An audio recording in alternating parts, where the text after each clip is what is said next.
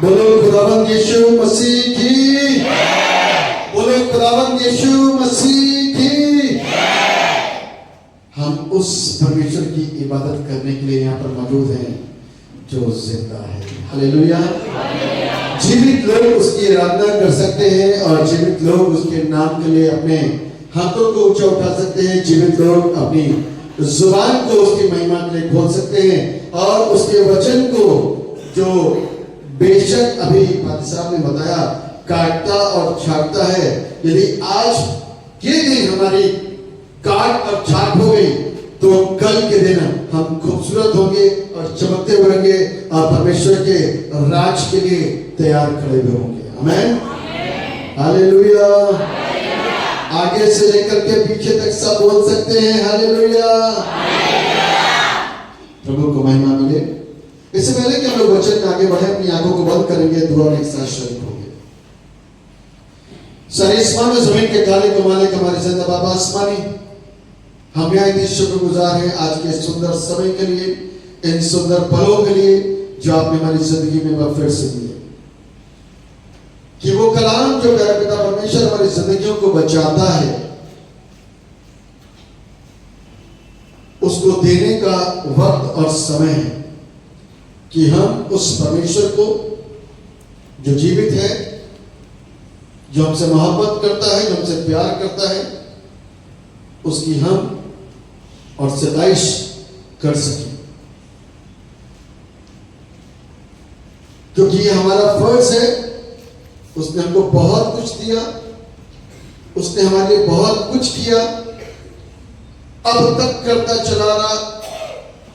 हमारा फर्ज है कि हम उसको निकटता से जाने और उसको पहचाने और उसके नाम की तारीफ और उसकी प्रशंसा करें। प्रभु अपने वचन में हम सबको बांध के रखिए, आस पास दाएं बाएं ऊपर नीचे उस पवित्र लहू के बाड़े को बांध देते हैं, जिसको तोड़ने की और जिसको खोलने की उस दुष्ट के पास शक्ति नहीं है, जैसा कलाम हमको सिखाता है। हम दुआ करते तमाम अंधकार की शक्तियां, टोने और टोटके, श्राप, हर एक चीजें प्रभु यीशु के नाम से आज और अभी इसी समय यहां से दूर हो जाएं, ताकि जिस मकसद के लिए हम यहाँ पर जमा हैं वो हमारी जिंदगियों में रिसीव होने पाए और उसके द्वारा आशीषित हो सके। धन्यवाद परमेश्वर, आपने हमारी प्रार्थनाओं को सुना, यीशु मसीह के नाम से मांगते हैं, आमीन। मैं सर्वप्रथम अपने परमेश्वर को धन्यवाद देना चाहता हूं कि उसने ये सुंदर अवसर हमको दिया, उसकी खिदमत को अपने लोगों के बीच में जो प्रभु के नाम के कहलाते हैं उनके बीच में इस खिदमत को कर सके, रूह और आस्ती के साथ में, सच्चाई के साथ में, और उसको महिमा दे। वचन वही है जो आप हर रविवार अपने बाजमान से सुनते हैं, कोई फर्क नहीं होगा, वचन वही होगा, लेकिन कई बार परमेश्वर और परमेश्वर का रूह क्या सिखाए और किस अंदाज में सिखाए, वो अंदाज कई बार पसंद आ जाता है। आमीन। और यदि वो अंदाज से वचन अंदर चला गया तो बहुतों की जिंदगियों के अंदर बदलाव और परिवर्तन आ जाते हैं। और प्रभु यीशु मसीह जब शाम को और सुबह के वक्त में आदम को मिलने के लिए आया करता तो आदम हमेशा हाजिर होता था। जब आवाज होती थी आदम, तो आदम पहले से पहले हाजिर हो जाया करता था। लेकिन एक शाम ऐसी थी जब आवाज आई आदम, तो आदम नहीं था, वहां पर नहीं था जो पहले उपस्थित होता था। अब प्रभु यीशु को, परमेश्वर को यह बोलना पड़ा, ऐ आदम तू कहां है? और वो आदम मैं और आप हो सकते हैं कि पहले जो संगति परमेश्वर मुझसे आपसे कर रहा था, हम हाजिर होते थे, लेकिन आज बोल सकते हैं कहां है? तो मैं परमेश्वर को धन्यवाद देना चाहता हूं कि उसने मुझको यह अवसर दिया कि आज वो वचन, वो आवाज, वो शब्द आज भी कहीं ना कहीं किसी न किसी जिंदगी के अंदर गूंज ही रहा होगा कि आदम तू कहाँ है। मैं धन्यवाद देना चाहता हूँ यहाँ के पासवान साहब का, पास्टर अजय सिंह जी का, जिन्होंने ये सुंदर मौका मुझे प्रदान किया। आपके चर्च, आपके फैमिली, आपकी कमेटी को मैं अपने और अपने परिवार की ओर से धन्यवाद देता हूँ कि आपने इस बड़े कार्य के लिए यहाँ पर निमंत्रित किया और हम आपके इस संगति में, इस भवन में लोगों के बीच में आकर के संगति कर सकें। मैं धन्यवाद देना चाहता हूँ परमेश्वर के महान इन दासों का जो यहाँ पर मौजूद हैं। परमेश्वर आप सबको ब्लेस करें और अपनी महिमा के लिए बहुत आपके साथ में इस्तेमाल करें। तो आज की शाम में आप यहाँ पर मौजूद हैं। अभी पादी साहब ने एक बात बोली कि हम लोग जब दुआ कर रहे थे तो यही प्रार्थना कर रहे थे कि कुछ बड़ा काम। बड़े काम से क्या मतलब होता है? बड़े काम से मतलब क्या होता है?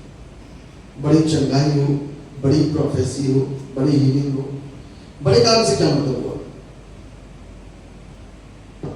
मेरी अपनी सोच में यह है कि बड़ा काम यह कि इंसान का जीवन बदल जाए, इससे बड़ा काम हो। कितने लोगों को शुगर है? अरे बहुत अच्छी बात है, बहुत कम लोगों को। एक बार ऊंचा हाथ उठा सकते हैं, कितने लोगों को शुगर है? बहुत कम लोगों को है, बहुत कम लोगों को। Very good. कितने लोग शुगर के विषय में जानकारी रखते हैं? शुगर की जानकारी की तो वो क्या है बीमारी, कैसी बीमारी है, क्या होता है इससे, क्या नहीं हो सकता, कितने लोग जानते हैं? हाँ, फायदेमंद है कि नुकसानदायक है? तो आज आपको फायदे वाली बातें दें कि नुकसान वाली बातें दें? शुगर कोटेड दे कि बगैर शुगर वाली चीजें दें? बता सकते हैं आप, क्योंकि ये वचन काटता और छांटता है। क्योंकि यदि शुगर कोटेड बातें देंगे तो आप मुस्कुराते रहोगे, यदि थोड़ी सी शुगर हटा करके बातें करनी शुरू करी तो हो सकता है चेहरों के अंदर गंभीरता और सीरियसनेस आ जाए। हालेलुया, आने दो, कोई बात नहीं, थोड़ी देर के लिए झेलेंगे, थोड़ी देर के लिए झेलेंगे, लेकिन जो आगे के लिए काम होगा आपकी जिंदगी में और मेरी जिंदगी में, वो ज्यादा अच्छा। आमेन, आमेन, जोर से बोल सकते हैं आमेन, हालेलुया। परमेश्वर को महिमा मिले। एक बड़ा सुंदर सा विषय है जो आपके सामने लेकर के आना चाहता हूं। मैं सब निकालिए।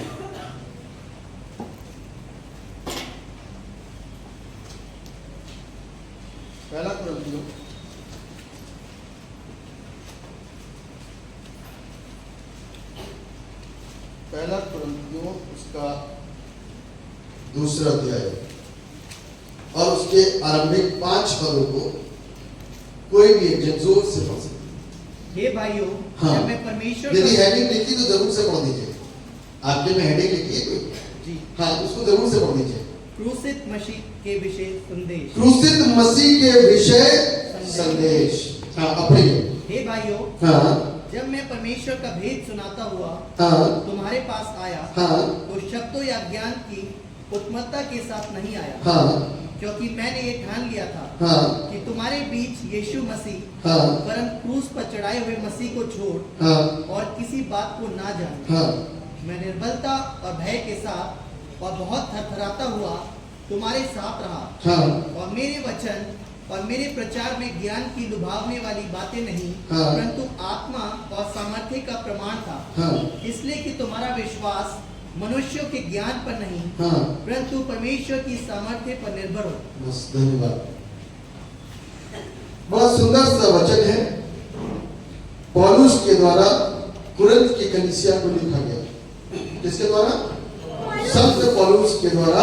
बड़ा अच्छा लगा, छोटा बच्चा और बड़ा अच्छा लग रहा था। छोटे बच्चों की टीम यहाँ पर जब आए तो बजा रही थी और बहुत अच्छी तरीके से प्ले कर रही थी। ये आने वाले हमारा भविष्य चर्च। तो वेरी गुड, परमेश्वर इन बच्चों को ब्लेस करे और अधिकारी के साथ में इस्तेमाल करे। वापस देखते हैं कि यहाँ पर लिखा हुआ है क्रूसित मसीह के विषय संदेश। पौलुस जो है जब कुरिन्थ की कलीसिया में आया तो कहता है, हे भाइयों, जब मैं परमेश्वर का भेद सुनाता हुआ तुम्हारे पास आया तो शब्दों या ज्ञान की उत्तमता के साथ नहीं आया,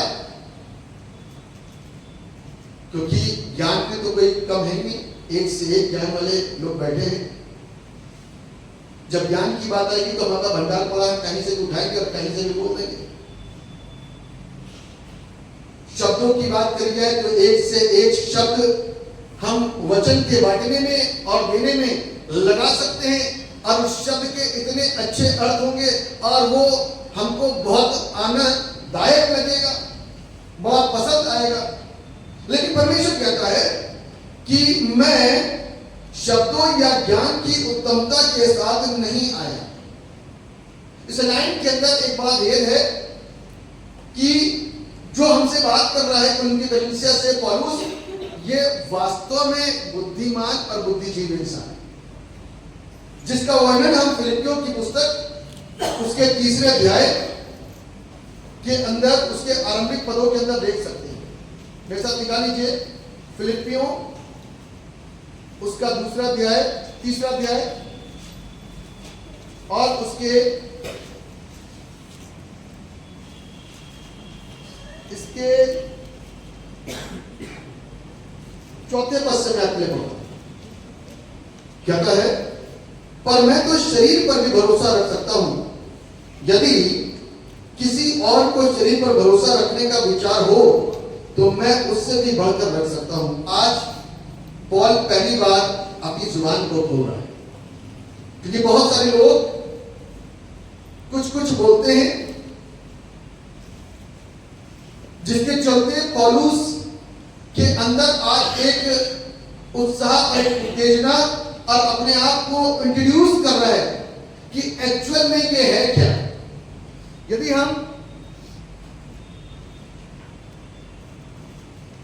ऐसे लोगों के बीच में सेवकाई करें जो छोटी कौम हो, अन्य जाति हो, गरीब हो, तो लोगों की सोच सिखाने वाले के प्रति भी वैसे ही बन जाती है, ये भी वैसे ही होंगे, है ना? लोगों की सोच सिखाने वाले के प्रति भी ऐसी बन जाती है कि ये भी ऐसे ही होंगे। तो मैं इस बात को बताना चाह रहा हूं कि पौल की जो मिनिस्ट्री थी वो अन्य जातियों के बीच में अधिकाई के साथ में थी, जिस चीज को लेकर के एक बार फ्रिक्शन हुआ पतरस और पौलुस के बीच में। पतरस तो यहूदी बात वाला इंसान, यहूदियों को सिखाने के लिए, बड़े लोगों को सिखाने के लिए उत्साहित रहता था, लेकिन छोटों के साथ में उसका संबंध थोड़ा कम है, सोच थोड़ी सी नकारात्मक थी। लेकिन एक दिन परमेश्वर ने उसको फिट कर दिया। आपको मालूम होगा, मैं उस जगह पे नहीं आना मांग रहा। एक दिन परमेश्वर ने उसको फिट कर दिया और उसको समझ में आ गया, तो उसको समझ में आकर उसने सेवकाई दोनों तरीके से और दोनों के बीच में शुरू कर दी। लेकिन पौल पूरी तरीके से अपनी जातियों के बीच में सेवकाई को करता था, तो लोगों की सोच तरह तरह की हो गई, बहुत सारे विचार आ गए, कुछ कुछ बोला होगा, इसलिए आज लगता है कि थोड़ा सा नाराज है पौलुस। और इस बात को बोलता है, पर मैं तो शरीर पर भी भरोसा रख सकता हूं, यदि किसी और को शरीर पर भरोसा रखने का विचार हो तो मैं उससे भी बढ़ करके रख सकता हूं। 8वें दिन मेरा खतना हुआ, इस्राएल के वंश और बिन्यामीन के गोत्र का हूं। अब ये बता रहा है अपने बड़े अधिकारों को, ध्यान से सुनिएगा। पौल क्या बता रहा है? अपने बड़े अधिकारों को बता रहा है, अपनी जेनरेशन बता रहा है, कहां से आया है, कौन सी जाति से, अपनी जाति बता रहा है। कहता 8वें दिन मेरा खतना हुआ। कहां होता था, किनका होता था मालूम होगा? तब पौलुस कहता है कि मैं बिन्यामीन के गोत्र का हूं, इब्रानियों का इब्रानी हूं, और व्यवस्था के विषय में यदि कहो तो कौन हूं? फरीसी। फरीसी कौन होते थे मालूम है? फरीसी लोग कौन होते थे?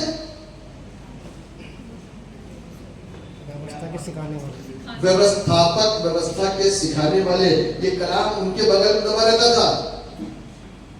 आज की तारीख में कहें तो हाफजा करा हुआ था ज्ञान में सारा, कहता है व्यवस्था के विषय में यदि कहो तो फरीसी हूं, और उत्साह के विषय में यदि कहो तो कलीसिया का सताने वाला। उत्साह के विषय में कहो तो कलीसिया का सताने वाला, यानी कि जब मैं अपने विश्वास में हूं और लगता है कि मेरे चर्च पर कोई आ रही है तो मैं आगे आकर के खड़ा हूं। उत्साह के विषय में कहो तो कलीसिया का सताने वाला। आप कलीसिया शब्द उनके लिए इस्तेमाल हो, फिलहाल वो अपने लीडरशिप के अंदर अपने लोगों के बचाव के लिए आगे आकर के खड़ा होगा। उत्साह के विषय में कहो तो कलीसिया का सताने वाला, और यदि धार्मिकता के विषय में यदि कहो तो निर्दोष था। क्या था?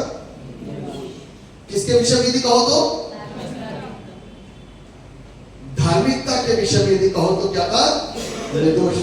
अब धार्मिकता के विषय में हो सकता है हमें से बहुत सारे लोग निर्दोष हो, क्योंकि इसकी कमी कैसे आती है? सिर्फ ज्ञान ना होने की वजह से।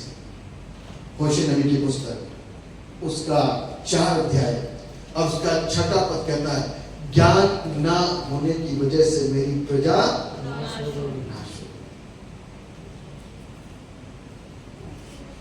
इसलिए मेरे और आपके पास में परमेश्वर का ज्ञान होना अति अनिवार्य और जरूरी है।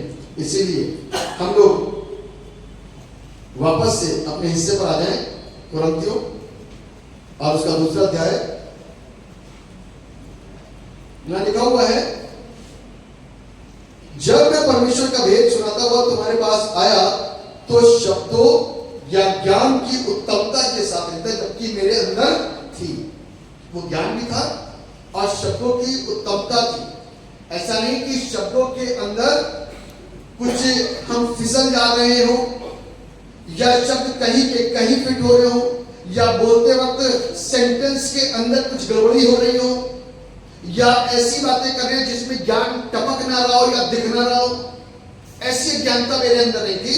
मैं उत्तमता के छोड़ करके आया, उन सारी चीजों को त्याग करके आया, और किस चीज के साथ आया? परमेश्वर की सामर्थ्य के साथ। आमेन।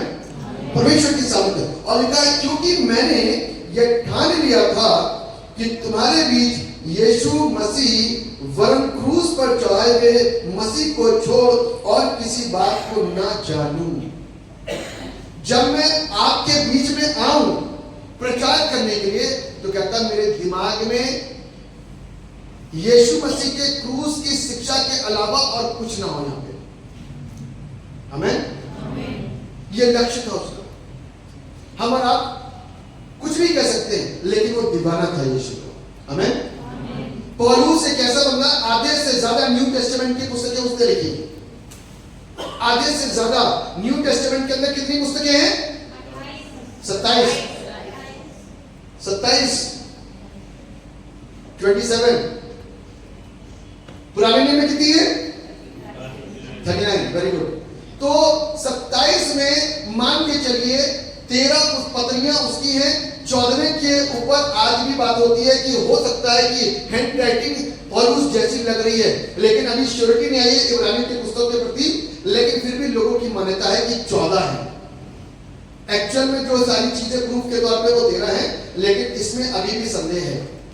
खैर कोई बात नहीं, हमारा उसके ऊपर बातचीत करने का कोई मतलब नहीं है, लेकिन ये कहना चाहता हूं कि जब इतना इसने लिखा, इतनी पत्रियों को लिखा, तो आप सोचो कि ज्ञान यदि नहीं होगा तो कैसे लिख देगा? शब्द अच्छे नहीं होंगे तो कैसे लिख देगा? पूरा संपूर्ण ज्ञान यदि नहीं होगा तो कैसे लिख देगा? असंभव है।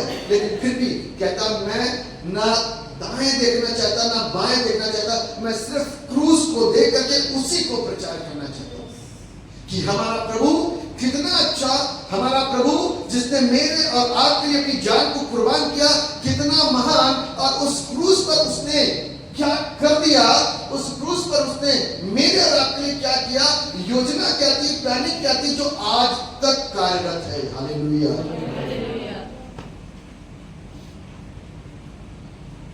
आगे कहता है, मैं निर्बलता और भय के साथ और बहुत थरथराता हुआ तुम्हारे साथ रहा, और मेरे वचन और मेरे प्रचार में ज्ञान की लुभाने वाली बातें नहीं, ज्ञान की लुभाने वाली बातें नहीं, परंतु आत्मा और सामर्थ का प्रमाण था।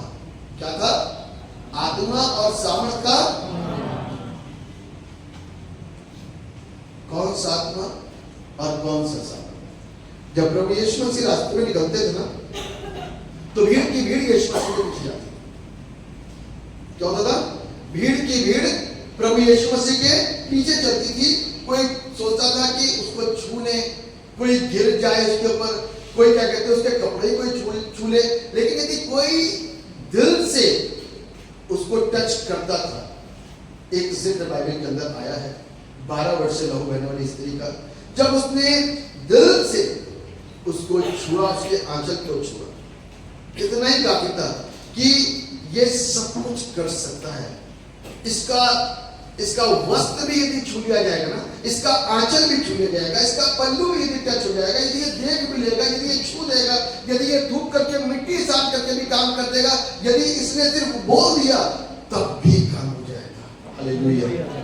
इतना पावरफुल परमेश्वर है। उसके पीछे भीड़ दीवानी थी, चंगाई लेने के लिए, कुछ खाने के लिए, कोई इल्जाम लगाने के लिए, कोई कुछ करने के लिए, कोई कुछ करने के लिए। ऐसी भीड़ आज भी दीवानी है, ऐसी भीड़ आज भी दीवानी है। और लिखा हुआ है कि उसने पीछे से जाकर के उसके आंचल को छुआ और चंगी हो गई। उसको पता चला कि वो चंगी हो गई। लेकिन कितने लोगों को पता चला कि वो चंगी हो गई? 2 लोगों को, एक यीशु और एक स्त्री। और किसी को पता चला? जिसने दिल से पुकारा उसको पता, जिसके जीवन से सामर्थ निकली उसको पता है। आमीन। जो पानी लेके गया था उसे मालूम था कि पानी है, और जिसने पानी पिया उसे पता चला कि ये तो मीठा वाला पानी है ना? जो पानी लेकर के गया था उसको मालूम था कि इसने पानी भिजवाया है, और जिसने पिया सिर्फ उसको एहसास हुआ कि ये है क्या। आमीन।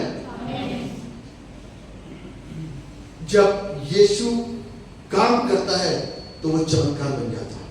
आमीन। और उसका हर एक काम ऐसा होता है जिसमें ज्ञान की बातें, सिखाने वाली बातें, लुभाने वाली नहीं। वो काम करता प्रमाण के साथ में। आमीन। वो प्रमाण के साथ में काम करता है, और जब वो काम करता है तो लोगों की जिंदगियों के अंदर परिवर्तन आने शुरू होता है। गवाहियां वो अपने आप नहीं बन जाती, गवाहियां अपने आप नहीं बनती। गवाहियां जब हमारी जिंदगियों के अंदर काम होता है ना, तब बनती है। और जैसे ही उस स्त्री ने छुआ तो यीशु मसीह फौरन रुके, और यीशु ने चेलों से बोला, किसी ने मुझे छुआ। तो चेलों ने क्या जवाब दिया? तुझ पर तो भीड़ गिरी पड़ती है, तू कहता किसी ने तुझे? कहता हाँ, क्योंकि मुझ में से। और जब सामर्थ निकली है तो उसने कहीं ना कहीं काम कर दिया और जिंदगी। कौन है जिसने छुआ? अब चेले देख रहे हो, प्रभु ने एक और नया मसला बना दिया। भीड़ अच्छी खाती जा रही थी, रुकवा दी पूरी भीड़। अच्छा खाता चल रहा था, प्रोसेजर बीच में रुकवा दिया। अब ढूंढो भैया कौन सा है? ढूंढने का क्या मतलब है? जो बीमार है वो सामने निकल के आएगा।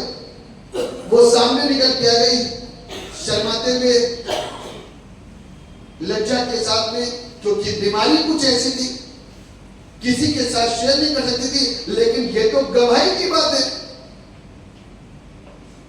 जब वो सामने निकल के आई तब उसने अपनी बीमारी बताई कि मेरी बीमारी ऐसी थी, और अब यीशु को छूने के बाद मैं। हालेलुया!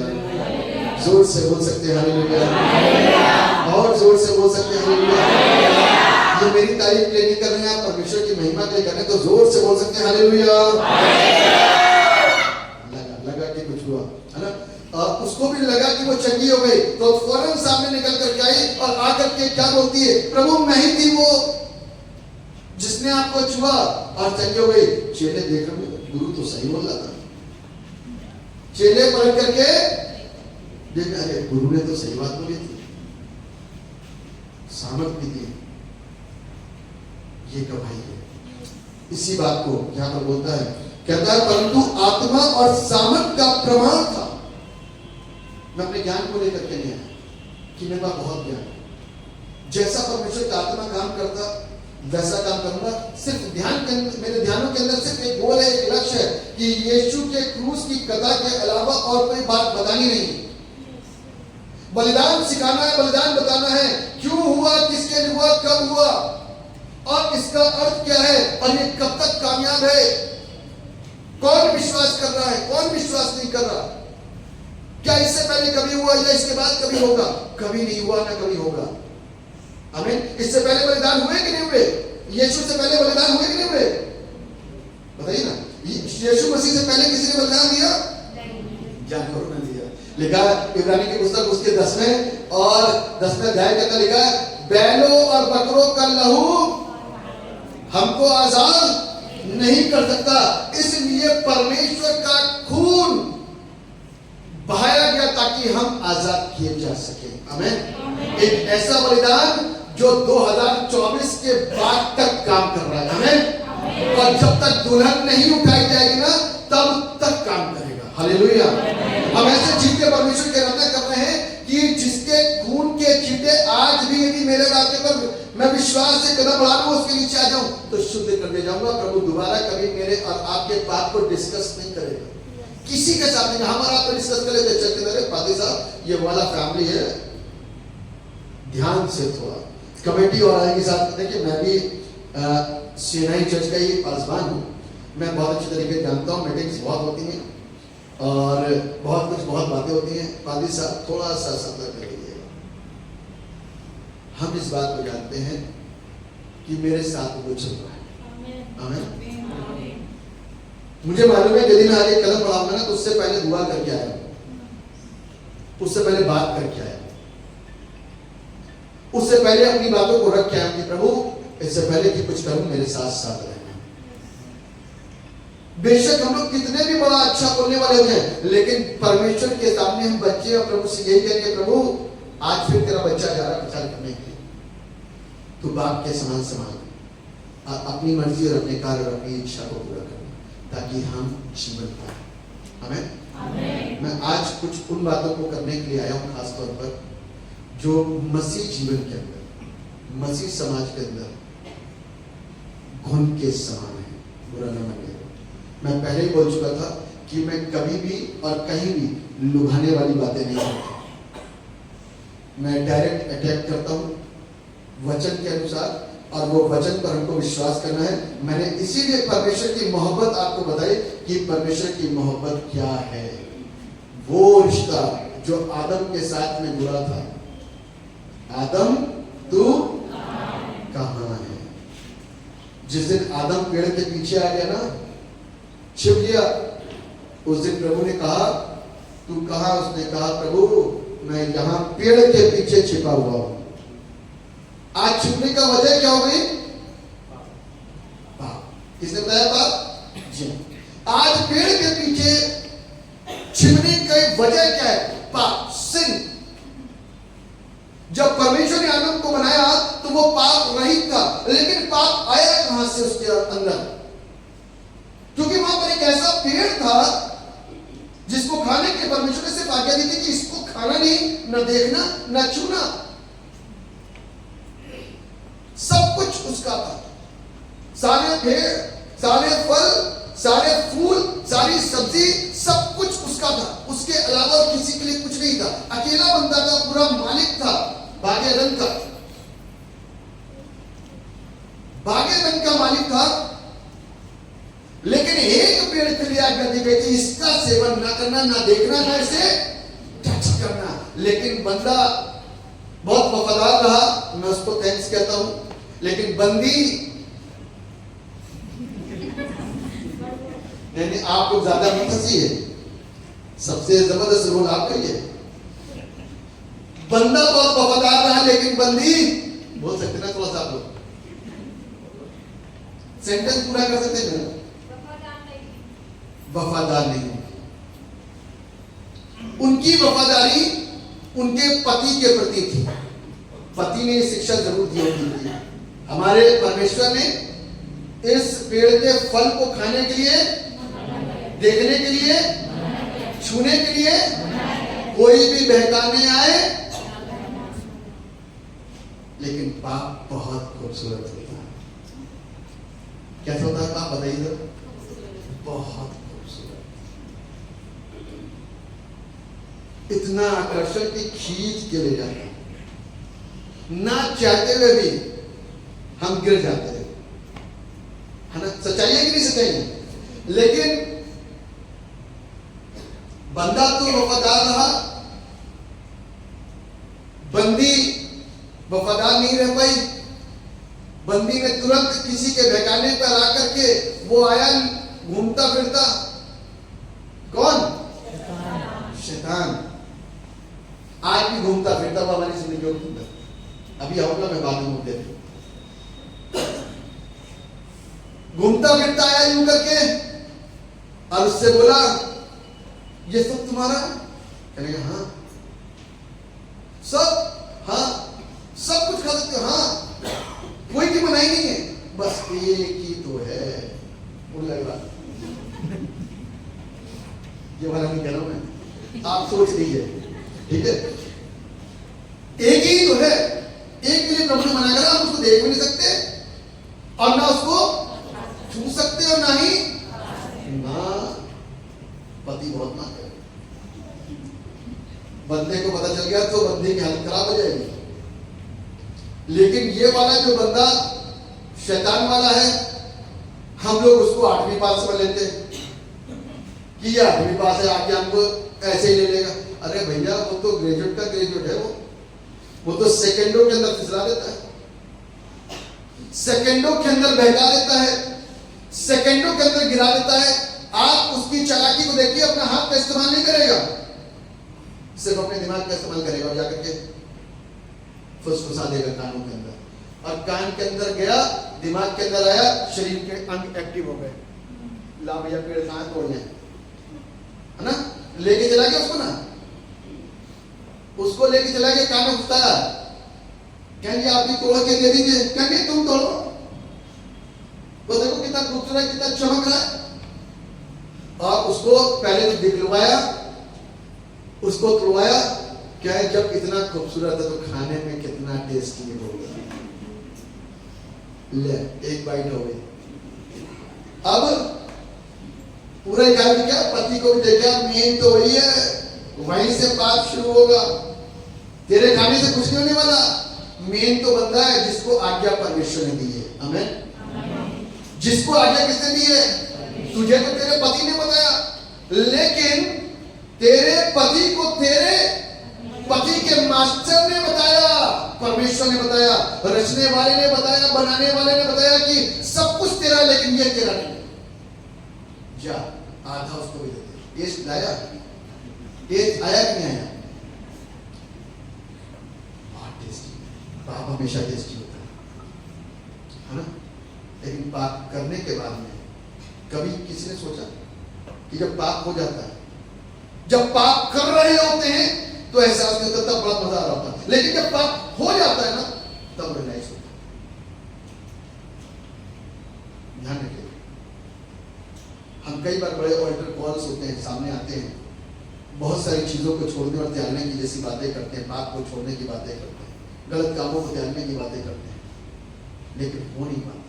पाप जब सामने होता ना, तो पाप कर जाते, क्योंकि मन लिखा ना, आत्मा शरीर के विरोध में और शरीर आत्मा करी नहीं करना तुझे, तुम्हें ऑल्टर कॉल पे प्रॉमिस किया था। अबे रहने दो थोड़ी देर, अगली बार माफी मांग करके हो गया काम, पाप। This is sin.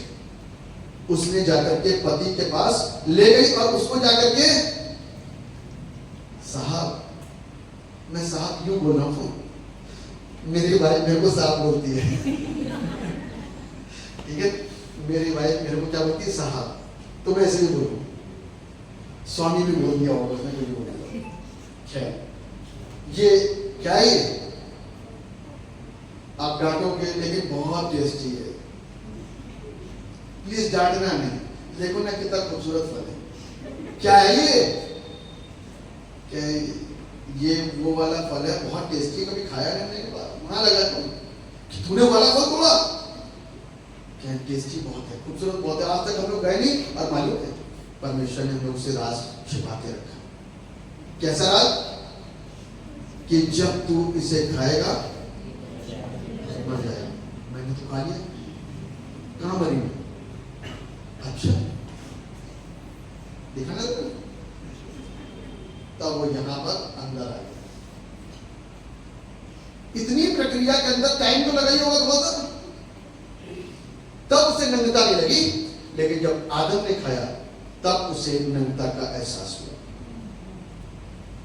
मेन मुद्दा वही था, बंदा, है ना? बंदे के खाने से क्या हुआ? यदि वो आदम वहां पर उसको डांट देता, मैं नहीं खाऊंगा, तूने मेरी आज्ञा, मेरे पिता की आज्ञा का उल्लंघन करा, तूने पाप किया, तूने गलती करी, तुझे माफी मांगी, शायद हो सकता है उस समय सिर्फ उसको निकाल दिया जाता, या हो सकता है माफी मिल जाती। लेकिन दोनों ने पाप करा, जिसके चलते उनको अपनी नग्नता का एहसास हुआ और उनको क्या करा गया? वहां से निकाल दिया। मेरे प्रिय, जिस चीज को मैं यहां पर बताने की कोशिश कर रहा हूं वह यही है कि वो परमेश्वर जिसने मुझको और आपको उस पाप से छुड़ाने के लिए योजना बनाई, बंदोबस्त किया। मैं पूछ रहा था, क्या उससे पहले बलिदान? कोई ऐसा बलिदान नहीं जो मुझको मेरे पाप के प्रति आजादी दे सके, है ना? कोई भी ऐसा बलिदान नहीं जो मुझको मेरे पाप के प्रति आजादी दे सके। जैसे अंधा कभी भी अंधे को रास्ता, अशिक्षित कभी भी अशिक्षित को शिक्षित, सीधी सी बात। पापी किसी पापी के बदले में वो शिक्षा उसको नहीं दे सकता जो निष्पापी के द्वारा हमको मिलेगी। यानी कि पापी व्यक्ति को कभी भी ज्योति नहीं डाल सकता या ज्योति में नहीं ले आ सकता। क्यों? क्योंकि वो तो पापी है, उसके पास ज्ञान नहीं। तो इसलिए पापी का लहू किसी पापी के लिए उसको आजाद नहीं कर सकता। उसके लिए पवित्र परमेश्वर का लहू आना चाहिए था ना? वही आया। वो क्रूस जो हर चर्चेस के अंदर आपको लगा हुआ मिलता है, वो गुड फ्राइडे जो हर गुड फ्राइडे के दिन एक यादगार को ताज़ा करता है कि हमारा प्रभु हमारे लिए कलवरी क्रूस के ऊपर लटकाया गया। लोगों के द्वारा कोड़ों से मारा गया, लेकिन मरा अपनी मर्जी से। वो बलिदान था, उसको सैक्रिफाइस बोलते हैं। शब्दों का विषय ध्यान देना कि वो मारा नहीं गया, वो मरा। उसने अपनी लाइफ को ऑफर करा, सैक्रिफाइस उसने दिया, वो मरा। रुकावटें आने लग गई थी कि किस तरीके से रोक दिया जाए इसके बलिदान को, लेकिन वो योजना के अंदर था। इसलिए प्रभु यीशु मसीह का रक्त वहां पर बहना बहुत जरूरी था, फिदिये में हम सब कायनात के लोगों के लिए। और उसका लहू मेरे और आपके लिए कलवरी क्रूस से टपक टपक टपक टपक टपक टपक बहा। 5 घाव, इधर वाला हाथ, इधर वाला हाथ, सर, पसली, पांव, 5 घाव लिए हुए दर्द और पीड़ा में जिंदगी भर की आजादी देती। कैसी आजादी? जिंदगी भर की। और आज हम उसके अपने लोग कहलाते हैं। कल मैं एक जगह प्रीच कर रहा था, क्रिश्चियंस की बात कर रहा हूं मैं, माफ कीजिएगा। अब थोड़ा सा आपको चुभ सकता है, हो सकता है कि उनमें से कोई और भी यहां पर मौजूद हो। मैं देहरादून में अभी 4-5 महीने हुए मेरा ट्रांसफर, उससे पहले मैं खतौली में रहा। 19 साल खतौली में सेवा करी। और अभी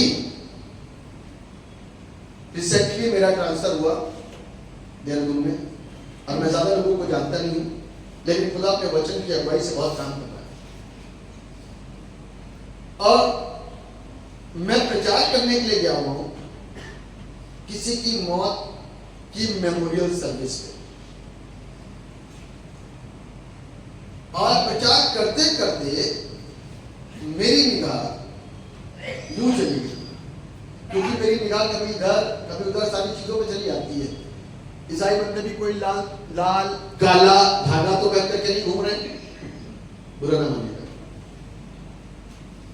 अब चीजें सख्त होने वाली है, क्योंकि हम दुनिया के साथ में बहुत मिक्स हैं। आज आदम और हवा के ऊपर तो हमने बहुत अपनी मुस्कुराहट को बिखेरा है, लेकिन अपने ऊपर और आपके ऊपर या मेरे ऊपर भी हंसने वाले बहुत सारे लोग हैं, जो मेरे और आपके अपने व्यक्तिगत कामों के ऊपर भी हंस रहे हैं।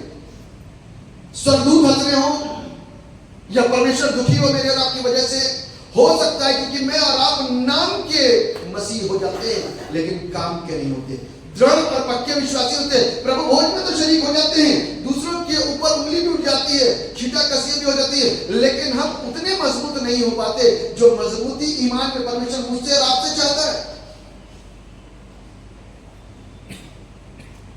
जब मैं प्रचार कर रहा था, प्रचार करते करते मैंने क्या देखा कि घर के सामने मेन गेट पे मिर्चा टकी हुई थी नींबू के साथ में, बुरी नजर वाले तेरा मुंह काला। फिर से रिपीट करोगे, बुरी नजर वाले तेरा, मैंने कहा देख तो वही रहा हूं, और सबसे ज्यादा बुराई में मैं बोल रहा हूं। मैंने कहा जी यही मिर्चा आप सलाद में बना करके खाओगे, सब्जी में डालोगे, इसको लटका भी दिया आपने। फिर मैंने बड़ा खुल करके विचार करने के ये ऐसी चीजें करने वाले ईसाई परमेश्वर के राज के बारे में नहीं। सीधी सी बात, इतना लंबा फैला के बोलने से शॉर्टकट में सीधा प्रचार करा मैंने। इन सारी चीजों का सेवन करने वाले और अंधविश्वास पे चलने वाले, अंधकार की चीजों को मानने वाले परमेश्वर के राज के वारिस नहीं होंगे। कभी दोबारा मेरे को बुलाना या ना बुलाना, उनके घर में बोल रखा है, दोबारा कभी मेरे को बोल के बुलाना या ना बुलाना। लेकिन जो आप कर रहे हो ना, ये खुदा के कलाम से बाहर है, खुदा के कलाम से बाहर है। वो जान दे रहा है, वो लहू बहा रहा है, वो कांटों का ताज पहन रहा है, वो कोड़े खा रहा है, वो थप्पड़ खा रहा है। कोई उसके ऊपर मुंह में कपड़ा बांध देता है, आंख बंद कर लेता है और कहता अब प्रोफेसी कर, बड़ा प्रॉफिट बना फिरता था, अब प्रोफेसी कर। वो मेरे और आपके कारण सताया जा रहा है, लेकिन आज हम बड़े आसानी के साथ में हर एक उस काम को करें जो संसार करता है, हर एक उस बात को करें जो संसार का इंसान करता है, और फिर हम अपने आप को कहते हैं कि हमारा परमेश्वर यूनिक और हम भी यूनिक है। जनरेशन से ईसाई है, किस बात के ईसाई? जिसको सच्चाई का नहीं पता, जिसको पहनने ओढ़ने का नहीं पता, जिसको चलने फिरने का नहीं पता, जिसको इबादत का नहीं पता चला, जिनको संगति नहीं पता है, जिनको बाइबल का ज्ञान नहीं है, जिनको आराधना कैसे करना है, घर में कैसे फैमिली प्रेयर करनी है, वो सारी चीजों का ज्ञान नहीं है, और हम और आप अपने आप को जनरेशन का क्रिश्चियन कहते हैं। मुझको तो और आपको एक आइडिया होना चाहिए था दूसरों के लिए। अन्य जातियों में हमारे विवाह हो रखे, हमारे नहीं रखे तो हमारे बच्चों को चुके, क्योंकि हम अपने बच्चों के आगे नतमस्तक हो चुके। नहीं हुए तो कल को हो जाएंगे, क्योंकि इतनी ढिलाई दे दी है।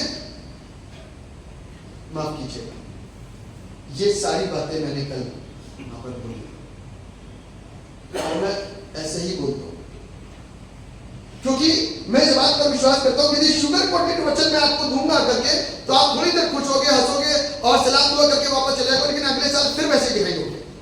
लेकिन यदि कोई चीज चुप गई ना, बाइबल इस बात बताती है कि जब पतरस ने प्रचार किया तो एक प्रचार के द्वारा 3000 लोगों के हृदय छिद गए। आमीन। 3000 लोगों के जीवनों के अंदर वो चुभन हुई, और उन्होंने क्या करा, फौरन घुटनों में आकर के बपतिस्मा लिया और अपनी जिंदगी को प्रभु को दे दिया। पहली बार की कलीसिया मसीह कहां की कहलाई थी मालूम है? अंताकिया की। वेरी गुड, पासवान बोले अंताकिया की कलीसिया पहली मसीह कलीसिया कहलाई थी। मसीह कलीसिया का आपको और मुझको मालूम है कि उसकी डेफिनेशन क्या है? उसकी डेफिनेशन ये है कि हमारा दूसरा भाई मेरे जैसा दिखना चाहिए। आमीन। मेरी दूसरी बहन मेरे जैसी दिखनी चाहिए। आज की तारीख तो वो सारी चीजों के अंदर बहुत फर्क है। हम श्रेष्ठ दिखने चाहिए, ये सोचिए। वहां समान दिखने चाहिए, ये सोच है। बाइबल के अंदर लिखा हुआ है।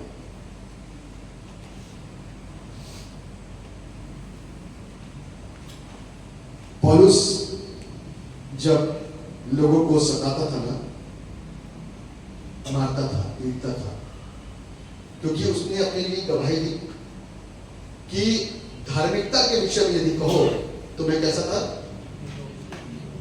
निर्दोष, है ना। धार्मिकता के विषय में यदि कहो तो निर्दोष था, लेकिन एक दिन आंखें खुल गई। कब खुली? जब यीशु के साथ उसका हे शाऊल तू मुझे क्यों सताता है? कहा प्रभु मैंने आपको कहां सताया? कहता तू मुझे सताता है। तू मुझे क्या करता है? सताता है।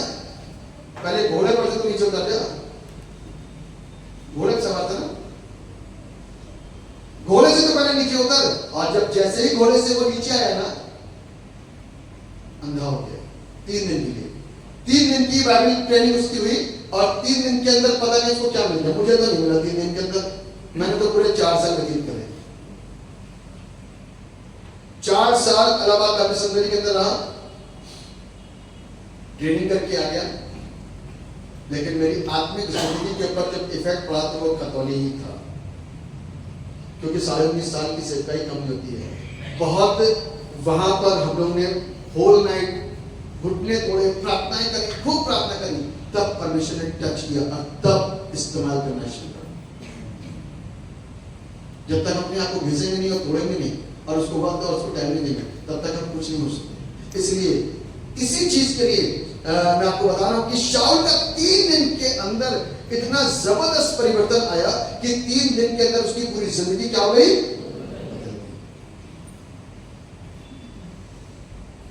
अब उसके बाद जो वो हो गया ना, वैसा कोई नहीं हो सकता। होने के बाद मालूम क्या कहता है? जीवित रहना मसीह और मर जाना स्टेटमेंट चेंज। जी तो करता है प्रभु तेरे पास दौड़ा चला, ये पौलुस के स्टेटमेंट है। जी तो करता है कि तेरे पास दौड़ा चला आऊं, लेकिन तूने जिस काम के लिए मुझे रखा उसे पूरा करना मेरा कर्तव्य बन जाता है। मेरे प्रिय, आपको याद होगा परमेश्वर अपने वचनों से हम लोगों को कितना संभालता है। जब परमेश्वर ने प्रॉमिस करा ना अपनी कौम से, इब्राहिम से, कि मैं तेरे वंश को धूल के और आकाश के बढ़ाया कि नहीं बढ़ाया? कोई प्रूफ बताएगा? कहां बढ़ा? उसका प्रॉमिस किससे था? इजराइल से। इजराइल की काउंटिंग मालूम है आपको? अभी निकाल लीजिए, नेट पे मिल जाएगी। और कहां धूली के किनके की समान बात हो रही है, कहां आकाश के तारागण के माने बात हो रही है। और इजराइल की काउंटिंग अभी आप निकालो, नेट पे निकल के आ जाएगी, प्रॉपर नंबर तक निकल आएगा कि इजराइल में कितने लोग हैं। लेकिन परमेश्वर का वचन कभी भी झूठा नहीं, सच्चा वचन। कैसा वचन है? जोर से बोल सकते हैं हमारा, और जोर से। हमारा परमेश्वर कैसा है? आज जितनी भीड़ जो बाहर से आई है ना, जिसको अन्य जाति बोलते हैं, उसको कोई काउंट नहीं कर पाया अभी तक। आमीन। उसको कोई गिन पाया? उसका नंबर है किसी के पास? अनकाउंटेबल। हर 5वां आदमी आप पूछ सकते हो, यदि आप अपनी बाइबल पढ़ोगे तो 5वां आदमी आकर ट्रेन में आकर बोलोगे आप मसीह हो क्या? आप प्रभु को। मेरे साथ ऐसा हुआ, मैं ट्रेन में था और मैं आगरा से लौट करके आ रहा था और अपनी बाइबल खोले हुए था और ऊपर वाली बर्थ साइड ऊपर थी, मैं पढ़ता हुआ चला आ रहा था और सामने बर्थ में एक आदमी निकल के आया। बड़ी देर से आपको देख रहा हूं, आप विश्वासी हैं क्या? मैंने कहा जी मैं विश्वासी। मैंने अपने विषय में कुछ नहीं बताया, मैं भी विश्वासी। कहां से कैसे? अपनी गवाही बता रहे उसने, पूरी गवाही। और करते करते करते उससे इतनी अच्छी बातचीत हो गई, इतनी अच्छी बात हो गई कि आज वो मेरे से कई बार बात कर लेता है। मतलब कहने का अर्थ है कि आज की तारीख में हर चौथा पांचवा आदमी प्रभु यीशु मसीह को ये खुश नसीबी है। हालेलुया, जोर से बोल सकते। मेरे और आपके भाई बहन और ज्यादा हो गए, जोर से बोले। मैं 1 2 3 करके आमीन नहीं बोलूंगा, लेकिन आप और हम एक बार जोर से बोलते हैं आमीन। क्योंकि मेरे और आपके भाई बहन बनने इसलिए जरूरी थे, जितने लोग आते जा रहे हैं वो इस सच्चाई के साथ में मन में वो मजबूत होते जा रहे हैं। मैं हमेशा इस बात को कहता हूं और हमेशा प्रचार करता हूं कि मेरे और आपके पास में सच्चा खुदा है और उनके पास में सच्ची आस्था है। मेरे और आपके पास में आस्था नहीं है, उनको अब खुदा भी मिल गया, उनकी आस्था भी है, तो डबल काम कौन करेगा? डबल काम कौन करेगा? बोल सकते हैं ना, हम अपनी आस्था बढ़ा लेंगे तो भी करेंगे। आप गलत रिस्पॉन्स दे सकते हैं, आप वहीं क्यों टिक गए? हमको और आपको आज कुछ करने की जरूरत है। अपने अंदर, अपनी जिंदगियों के अंदर परिवर्तन और बदलाव को लेकर करें, तभी हम संसार में ज्योति के सदृश चमक पाएंगे। तभी हम संसार के अंदर ज्योति के समान चमक पाएंगे। बाइबल कहती है ना, चमके वो नगर जो बसे शिखर पर, छिपता ही नहीं किसी की नहीं छिपेगा भैया। किसी भी कोने में लेकर के छोटा सा दिया लेकर के बैठे, खुदा की नजर आपके ऊपर बनी है तो उसी दिए के ऊपर भीड़ रहेगी। गारंटी से बता रहा हूं मैं आपको, 100% फुल कॉन्फिडेंस।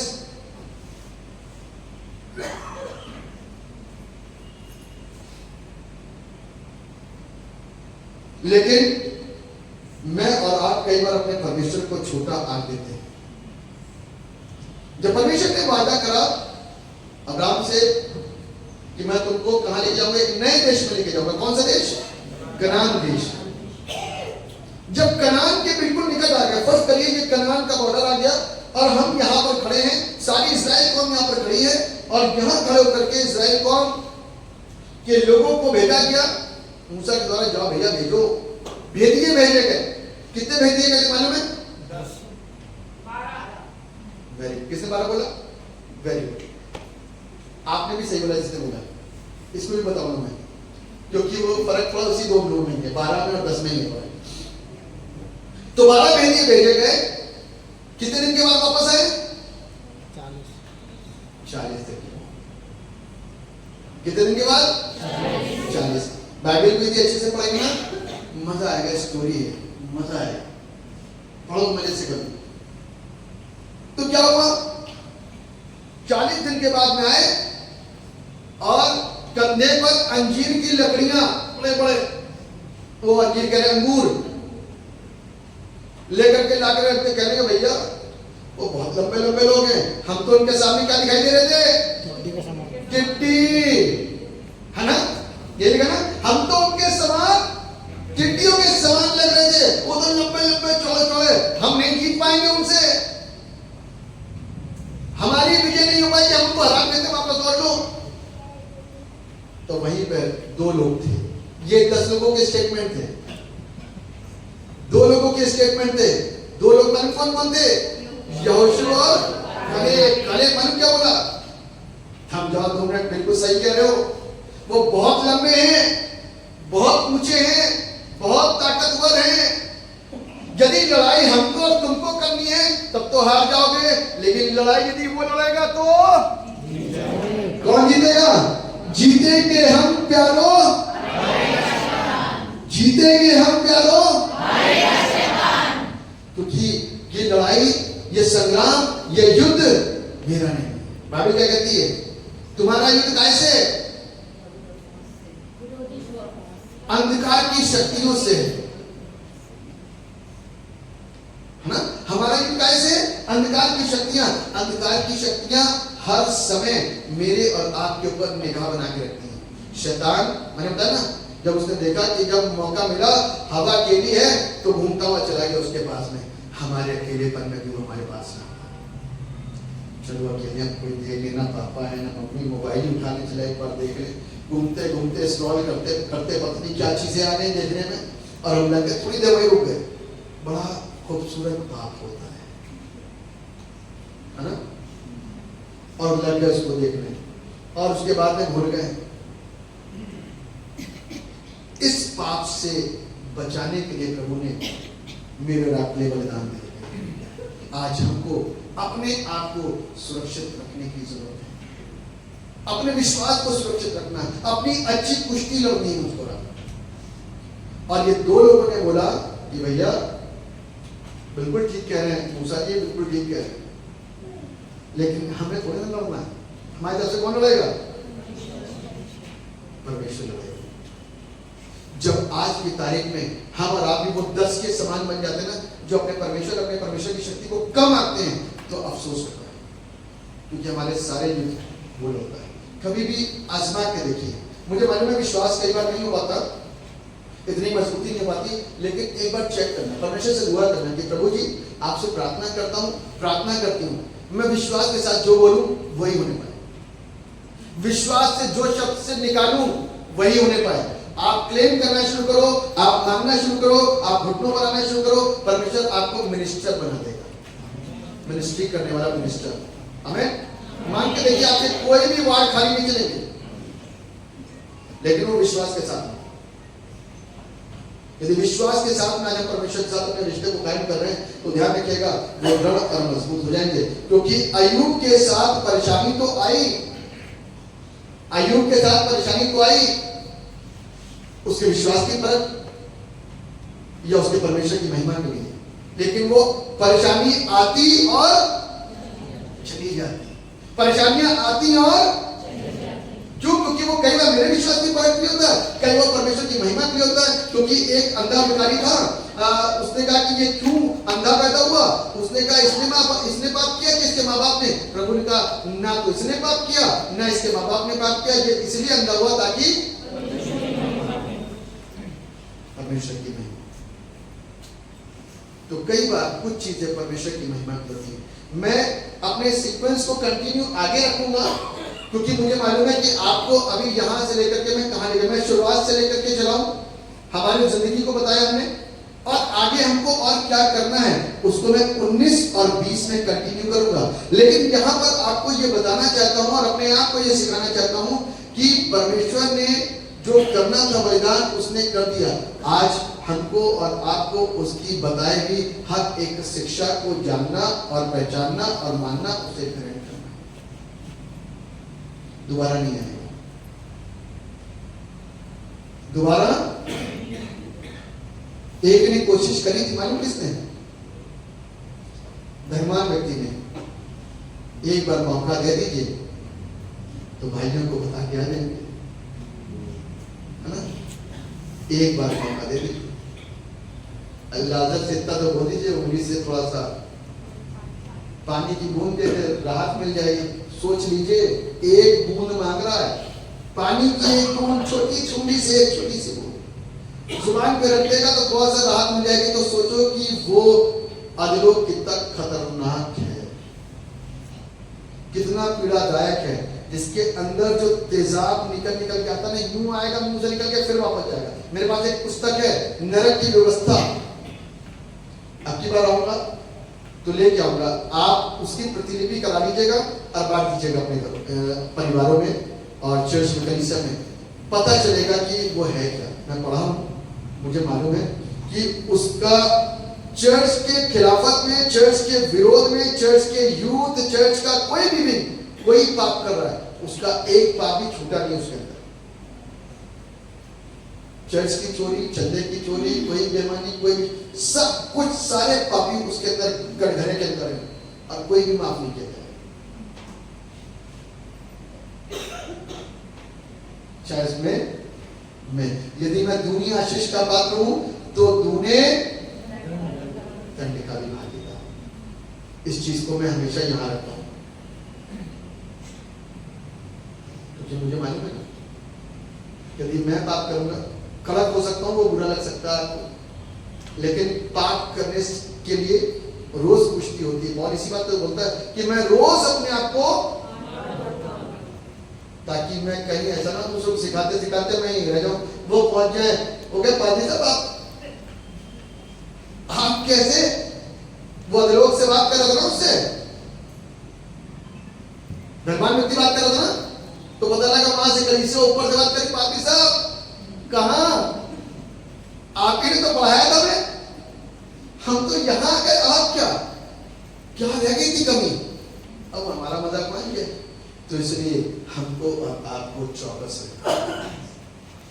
यदि हम और आप आज चौकस हो गए तो ध्यान रखिएगा, मेरी जिंदगी परमेश्वर की हुजूरी में आते आते दूसरों को भी आशीष दे सकती है। मेरे प्रियो, प्रभु मुझको और आपको ब्लेस करे और हमारे विश्वास को मजबूत करे, हमारे कर्मों के अंदर परिवर्तनों को लेकर आए, हमारी सोच को बदले। हमें यहीं से शुरुआत करूंगा। नेक्स्ट परमेश्वर इस वचन के द्वारा आपको आशीष दे। दुआ करेंगे। सर्वशक्तिमान परमेश्वर, राजाओं के राजा, प्रभु के प्रभु, आपको हृदय की गहराई से धन्यवाद देते हैं कि आप प्रार्थनाओं को सुनते हैं और आशीष देते हैं। आपने अपने वचन के द्वारा करके हमें सुनाया, सिखाया, समझाया, बताया आपके नाम के बारे। आप बढ़े और हम बढ़े, आपका नाम जुड़ा वो बच्चे सब लोगों के साथ, नौजवान, बच्चे, बुजुर्ग, विवाहित, अविवाहित, स्त्री, पुरुष, पासवान, लीडर, सेवक, कमेटी, हर एक जन प्रभु यीशु के नाम से ब्लेस कीजिए in the name of Jesus. ना तो बल से, ना शक्ति से, पर प्रभु जी आपकी दया और आपकी सामर्थ्य से सब कुछ होगा। एक एक जन को प्रभु आपके पाप में होने छिपा दुआ को अपना उद्धार करने वाले मुक्तिदाता प्रभु यीशु नासरी के नाम में मांग लेते हैं। जैसे सुनिए और प्रभु कीजिए। आमीन।